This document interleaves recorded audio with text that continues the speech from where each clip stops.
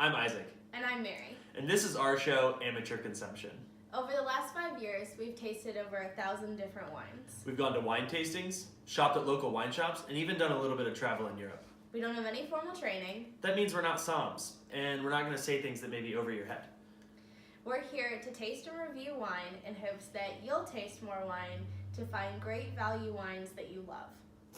Today we're going to taste Palazzo Della Torre from Allegrini Winery. Allegrini Winery is located in the small town of Fiumane in the Valpolicella region, just outside of Verona in northern Italy. This wine is unique because it's made in a process where the grapes are dried prior to the winemaking process beginning. The grapes included in this wine are Corvina and Rodinella. In every episode of Amateur Consumption, we'll be rating our wines in 4 categories: cost, taste, availability, and approachability. Each of those categories will be rated from 0 to 5 corks, giving us an overall average value out of 5 corks, 5 being the best. So let's open the wine.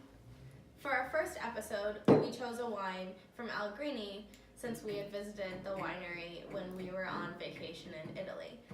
We had a great visit at Allegrini and were able to do a tasting of a bunch of different wines, including Palazzo Della Torre.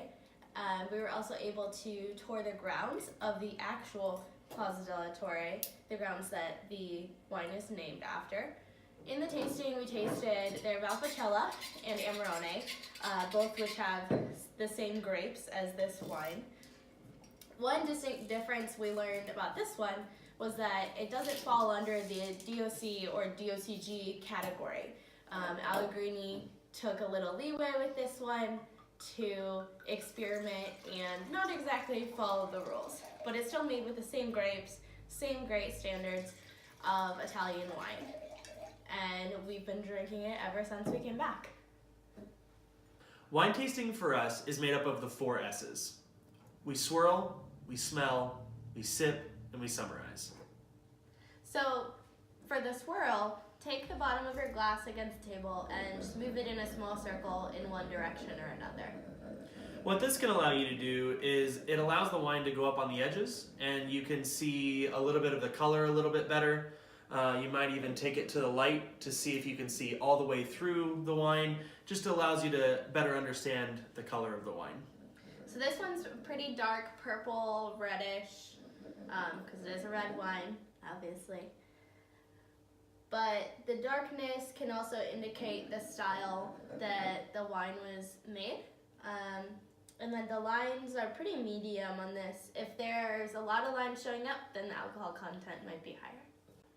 Next is the smell. One of the things that swirling does is it fills this empty space of your glass up with all the smells of your wine. And so after your swirl, you take the glass up and you put your nose just outside or inside and take a big, long, deep breath. For this wine specifically, I smell dried red fruits. Like raisins. I think I also smell maybe a little bit of spice. Maybe some red pepper. And then at the end of the smell, like just as you're taking your nose away, I feel like I get a hint of vanilla. Yeah.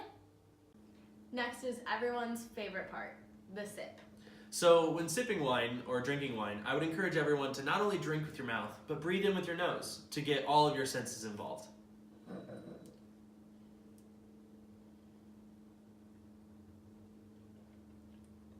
So the body on this wine falls in the middle.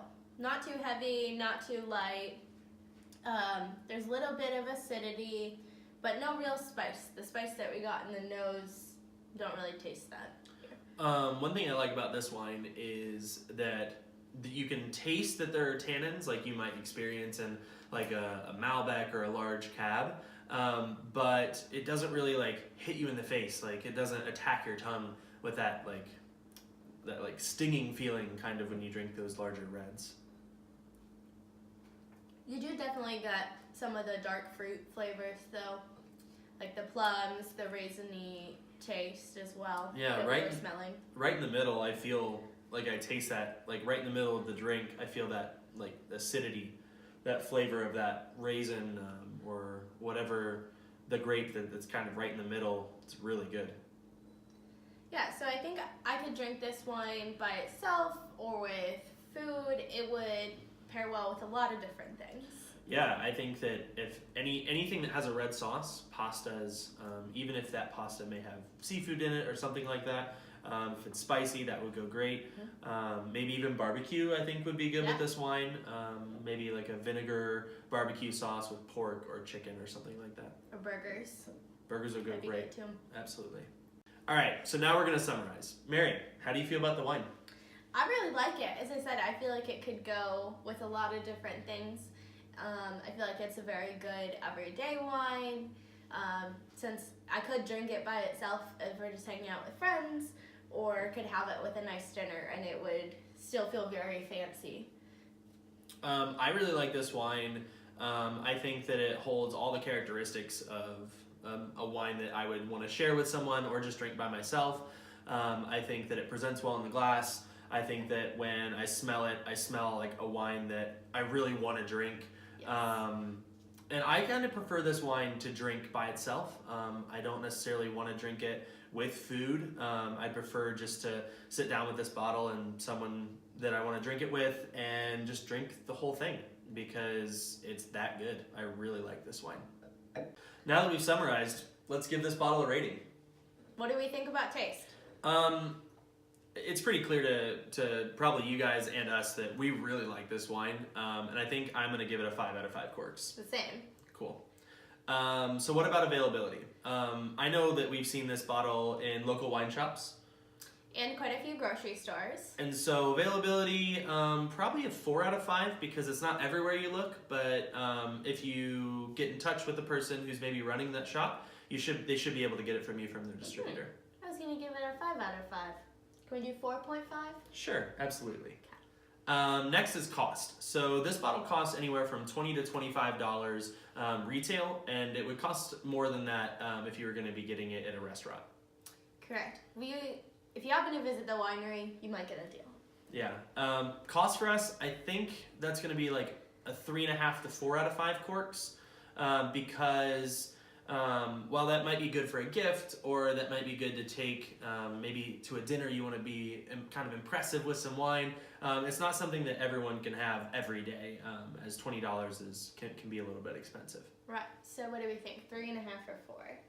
Probably 3.5. 3.5? Yeah. Okay. And then last, approachability. Approachability, this wine, I don't know if it's very approachable. I think that if you are willing to take risks, it can be, but it's 2 grapes that you may have never heard of. It costs $20, and so what if you don't like it? Yeah. You may not see it all the time, so you may not be familiar with it. So that makes it hard. And before we went to the winery, we actually didn't ever pick up the bottle because it didn't have a DOC or DOCG label. That was a little bit before, that was early on in our wine tasting days. But for sure. there are definitely things about it that might make you question picking up the bottle. But hopefully, after this video, you'll give it a shot. Yeah. So on approachability, I'd probably give it a 3. I'd agree. So that gives us an overall average score for this wine of 4 out of 5 corks. I think it's a pretty solid rating. It's not the best wine in the world, but it's a really solid, good, affordable choice. Definitely. Great value.